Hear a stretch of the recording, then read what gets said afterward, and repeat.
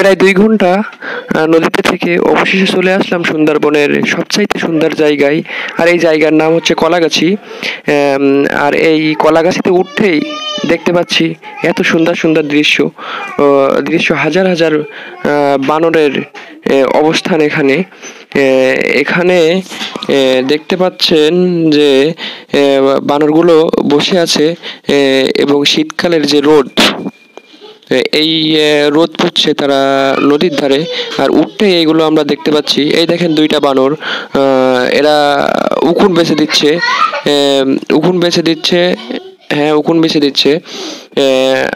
এর পাশে আমি খাবার দিয়েছি এদের, আমার হাতে খাবার ছিল, এই জন্য আমার কিছু বলছে না। ওই দেখুন একজনের তাড়াই নিয়ে যাচ্ছে। এরা অনেক দুষ্টু,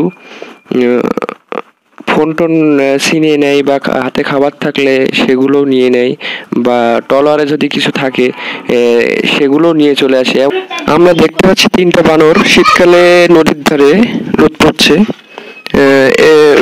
এবং উকুন বেছে দিচ্ছে। শীতকালে এরা রোদ পাইতে পাইতে উকুন বাছতে পছন্দ করে। কিছু দূর আসছি, আবারও দেখছি 3টা বানর, তারাও কিন্তু একই কাজ করছে। একজন শুয়ে আছে আর 2জন উকুন বেছে দিচ্ছে।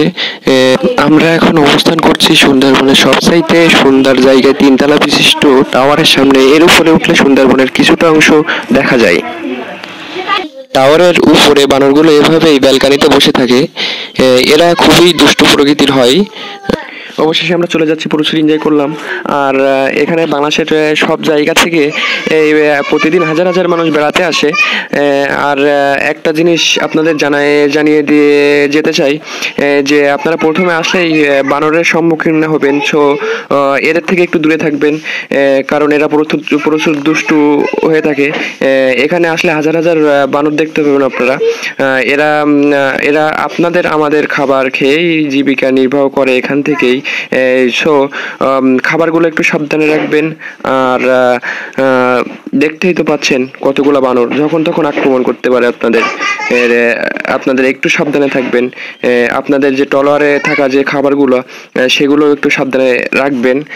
আর চলে যাওয়ার আগে আপনাদের আরেকটা কথা জানিয়ে দিয়ে যেতে চাই, আপনাদের ফোনগুলা বা হাতে যে খাবারগুলো থাকবে যখন তখন কিন্তু আপনাদের কাছ থেকে নিয়ে যেতে পারে, সো একটু সাবধানে থাকবেন।